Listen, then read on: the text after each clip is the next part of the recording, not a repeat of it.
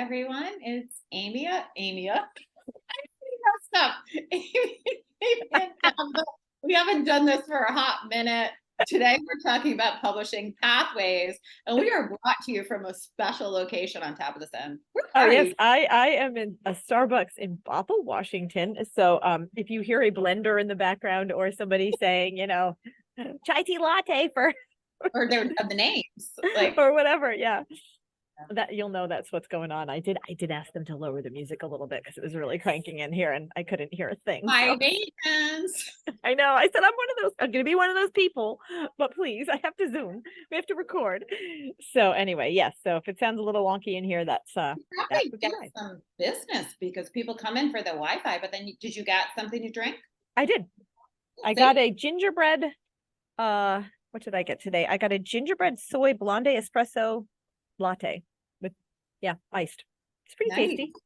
Nice. I forewent my morning coffee knowing that I was coming here today so that I could have this tasty treat. So Win-win. it's all good. Okay, so coming from Starbucks, publishing pathways. So the one everyone knows about is traditional. So what Yes. does that look like? So I thought today we could just kind of like define each one of the pathways that I know about, and I know quite a few, and just sort of give a little, just a little touch point for each one. And then in later episodes, we'll dive more deeply into each one and like the pros and cons and why you might want to choose one over the other. We'll hit a little bit of that today, but more later. So traditional is what we all, I think, experienced about publishing, say, a decade and a half ago. This is really the only way. There's the big five publishing houses. We'll talk about those next time. And they sort of were the gatekeeper of anything that you wanted to get published and get your work into a bookstore or on the market anywhere. And they still exist, and they have multiple imprints underneath each one. And to access these big five, you need an agent. So, and that's partly why it's called the gatekeeper model. So the first step is acquiring an agent, and then that agent has access to the acquisition editors at these publishing houses on your behalf. You can't reach most of them on your own. And you do have to, so first query an agent, acquire an agent, and then they put your work out onto submission and try to get you a traditional contract deal with a publishing house.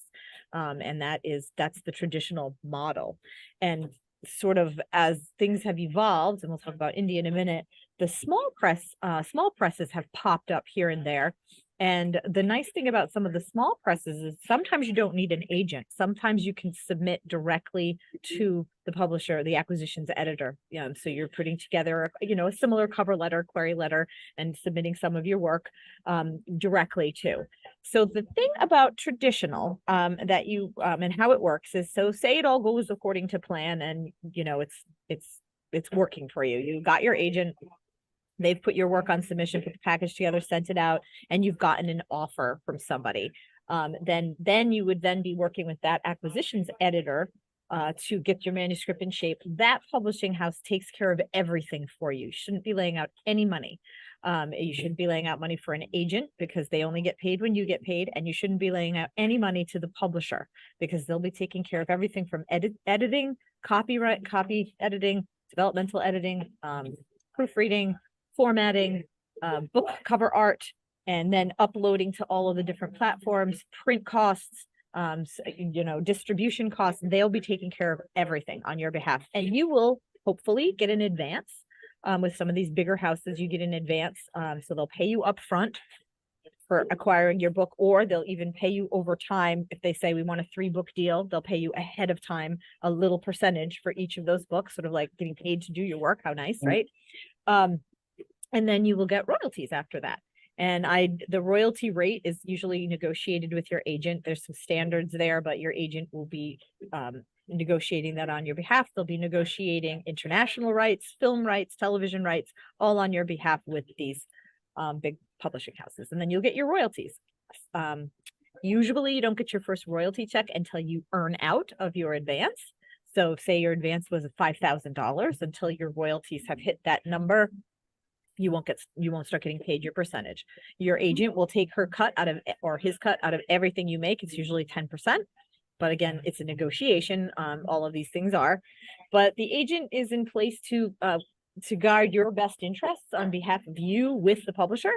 And but it always, in that model, money comes towards the author, never in the other direction. Right, just to keep that in mind. And we, just to point out, Yeah. we will go into the specifics of, oh, like if somebody's listening and saying, yes, that's what I want to do. There's a whole process to that of querying the agents and all that. We Yes. will get into that. Yep. This episode is just to give an overview. I just want to make that an overview of the different models that are out there. So kind of closely still considered traditional, but what we had hit on before with the small presses, some of these they eliminate one level of gatekeeping in the sense that you don't have to get an agent, you can query directly. Usually they do not pay in advance. But you might get a higher percentage of royalties. So that's something to think about again. And even in the small press model, money is coming towards you, not in the other direction. So that's something to think about. Sometimes it's really nice to work with a smaller press. They tend to be more boutique-y, like focusing on one type or one genre, maybe a sci-fi fantasy press or thrillers, they're literary only.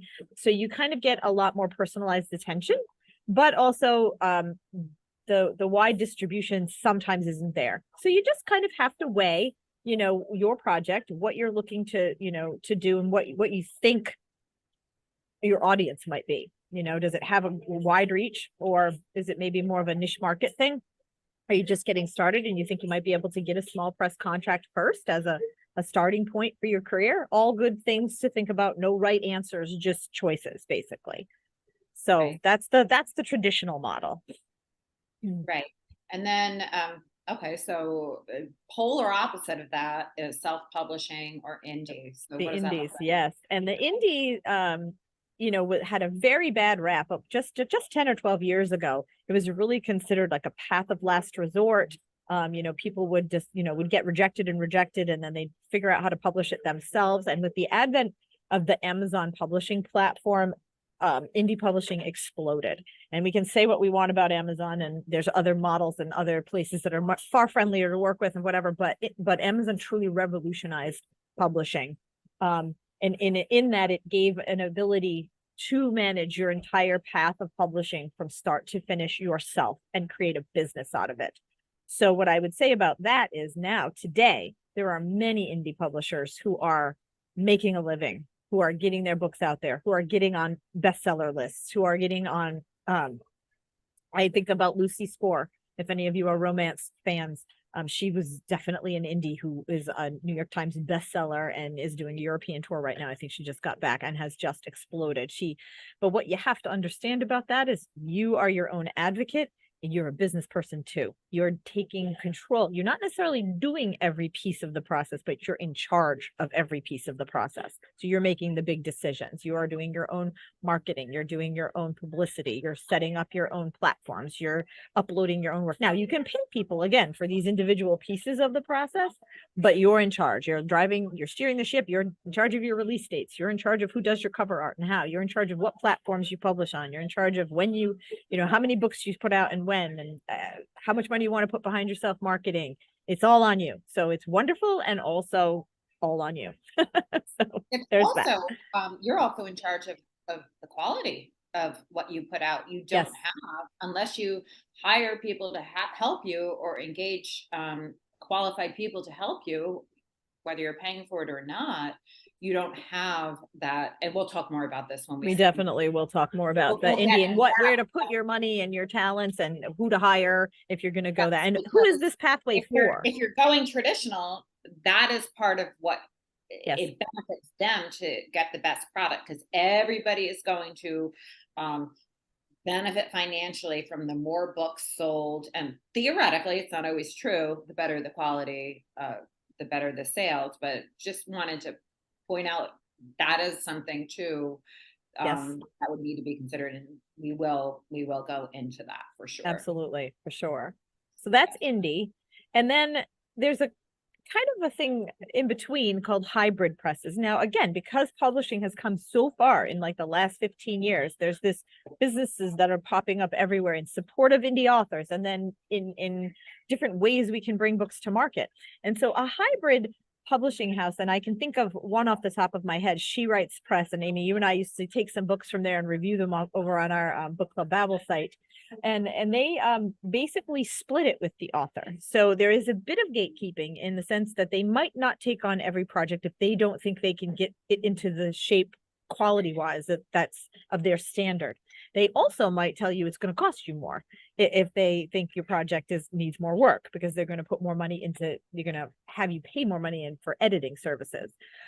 So essentially that hybrid model is a split. You're splitting the cost of doing the production, and you're then going to split the costs of the royalties on the other side. So it's an interesting model. I think it can be very beneficial if you want to sort of feel like you have a partner. You don't want to do everything yourself. You want to have somebody to bounce the ideas off of, professionals at your beck and call and at your fingertips to kind of help you with the pieces, and not have had to pull that team together yourself and manage it all yourself. So it's sort of an in-between. And so hybrid publishing, you hear the term hybrid in a lot of spheres. So that's a hybrid publishing model where you're splitting costs and then you're splitting return, basically. I'm a hybrid author in the sense that I have work published traditionally and published indie. So that's not, but I don't use a hybrid press, if that makes any sense. So, some of these terms get tossed around in different areas, and they just mean different things at different times. So, but a hybrid press is one that, again, money's going in both directions. So, whereas indie, money goes out, then hopefully it comes back. Traditional, it comes back only, basically. So that's that. And well, as I'm listening to you, I'm realizing how valuable this information is, because you didn't know any of this and I didn't know any of this before. So I sure didn't know all about it and to be able to organize it is just so helpful for decision making, whatever. Absolutely. And to think about each project. And in today's market now, even just, I would say 7 years ago, when I published my first book and I chose to go indie, and I had received 2 or 3 small press offers on my book, on my series. And I rejected them. And at the end of the day, I decided it was exciting to think about having my vision and putting a team together myself and driving that ship and starting the business and running the marketing. And it was, and it won a big award, and it basically paid for everything that I did from there backwards and forwards. So that was really wonderful. But I didn't know any of these things going forward, and I had to make a decision. I learned as I went, and I said, you know what, I decided to go indie because I was starting my career at 40 at writing, and I didn't want to have to wait 3-4 years in between, 2-3 years in between books to put them out. I needed to get my career going. These offers were great, but I felt like I could do the parts that they were going to do for me. I could do better. Maybe that was a little naive. Maybe it wasn't. I would say the truth is somewhere in the middle. And I didn't want to take the time to then try to go get a traditional deal on this first project. I also knew I was writing sci-fi space opera, so it's a more niche market. I didn't know if it had the wide appeal to get a big deal. And so I made the best decision that I could. And at the time, people were saying, well, if you go indie, you might be tracking yourself down that path forever. Agents might not want to take you if they know you have indie projects. And I can promise you that is not the case today. If you have indie projects out there and they are doing well, and you have done your work to create a good name for yourself, a good product, a good line, whatever it is, good branding. I have had 2 agents in the time since, in the last 5 years. So that is not true at all anymore. And they will all tell you now it's project by project. If they think they can sell a big project into the market and you want to do it this way, most of them are, willing to represent for projects instead of you for everything. And my agent is that way with me right now. She's representing something that I've written, and I'm keeping a whole line of all my romantic stuff. I don't ever want representation or sales for that, because I understand how that market works probably better than, a lot of people. So at this point of being in it for so many years. And there was one other area we were going to talk about, which is kind of like innovative pathways. And so also, because publishing has just exploded, I've worked for Inkit, which is an innovative publishing platform based out of Berlin. And their original model was you create you sign up to be on their platform, you write, readers read, you interface and interact and communicate directly with readers, and it's all free. So you're writing and posting, and they're reading and responding, and you're building an audience. And then what they would originally do is they'd be tracking all the metrics in the back end. So there's absolutely no personal, oh, this is my cut. There was just none of that. It was all about the metrics. Who's reading for how long? How many pages are they reading? What age are they? And does this look like we can make a bestseller out of this? And they do scoop that up and they'd publish it. Well, at first they were using other publishing houses to do it. And then they created their own online reading app. And it's a very innovative app called Galatea, and you read it online, and it's got production value. Actually, there's some sounds to it and some music to the back, so there's some production value there. And so now they keep everything in house, so they don't lose any of their metrics or their reader details or their anything. And that's how they monetize their writers. If you have created this audience and they consider it a blockbuster potential, they will offer a contract and you can be monetized that way.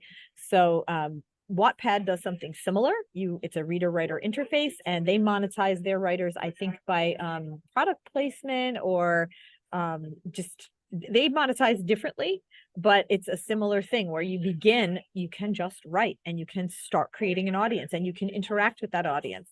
Kindle Vella is now like that. Of course, Amazon needed to get on the bandwagon, so they created Kindle Vella, and you can post your work, start developing readership.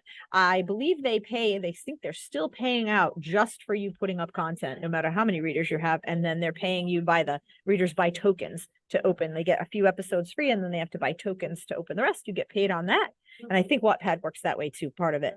So the nice thing about that is there's no outlay of money on your part. You don't have to be, super editing, creating your cover art and spending a ton of money on these things to get it out there. You can just start writing and get response. It's like having a whole group of beta readers at your disposal. And then if you're consistent, if you tell a good story, if people want to read you, you have a jumping off point that can start a career.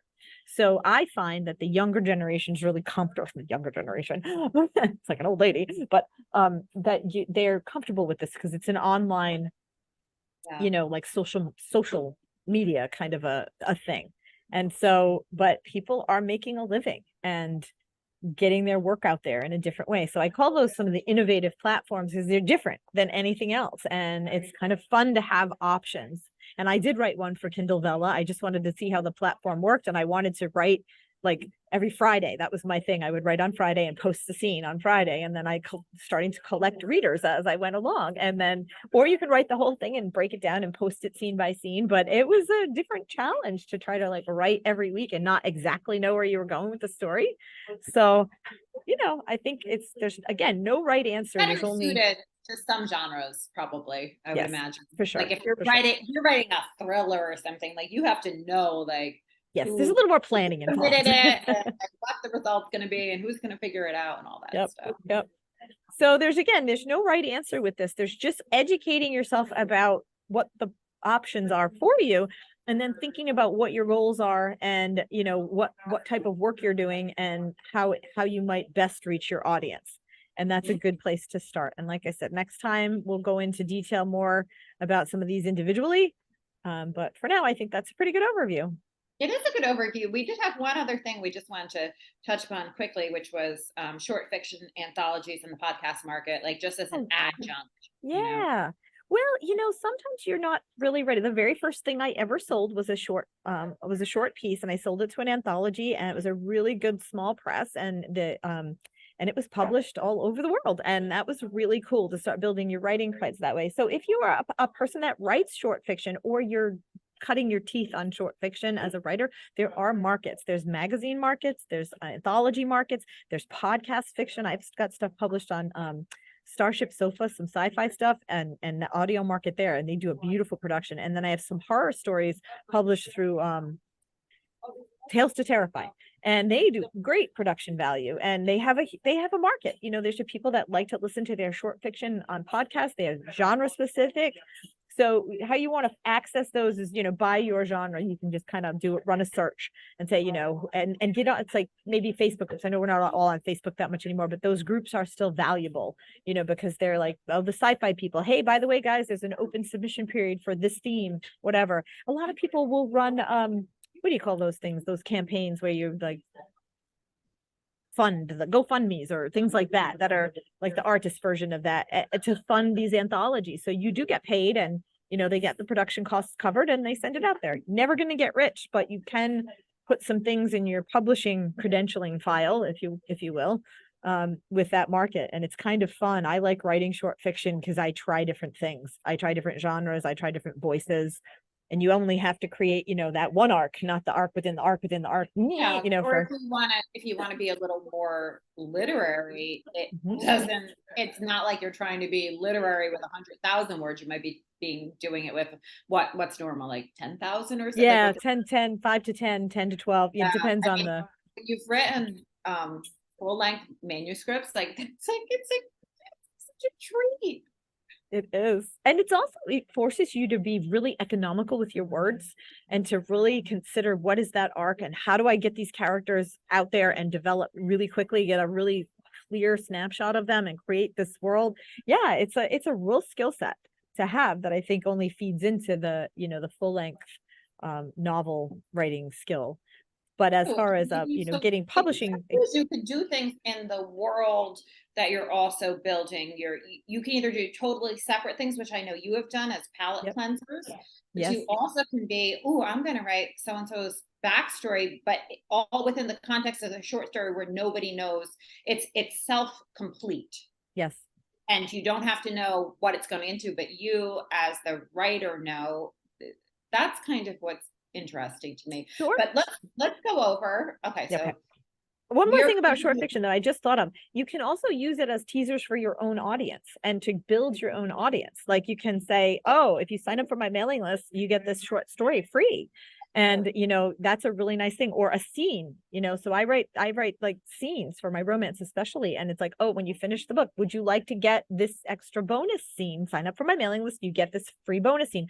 So sometimes writing those short little things, you can use them strategically. So not just from a writing craft perspective, but from a marketing and promotional and self-mailing list builder and, just audience builder, you can use them. So, or you can blog them. I mean, you can I blog them. understand what you're saying, like, but you don't have to have them published someplace else. You can do it Yes. yourself to build your audience as you're doing these other things. I really love that. Yes. Okay, so let's go over the types and what we're doing next week. Okay, so traditional publishing and small press, which falls under traditional. Then there's the polar opposite, which is indie, which is all on you. Then this hybrid, which meaning that you're sharing the responsibilities and the profits with a publishing house. And then there are the innovative platforms, we'll call them, like the Inkits and the Wattpads and the Kindle Vellas of the world. And then the short fiction market. And so those are what I see as the major models to choose from in today's market. Yes, and next week we will be talking about traditional and going. Yeah, we'll take a deep dive into traditional publishing. Or just to find out more. Yeah. Okay. Bye, everyone.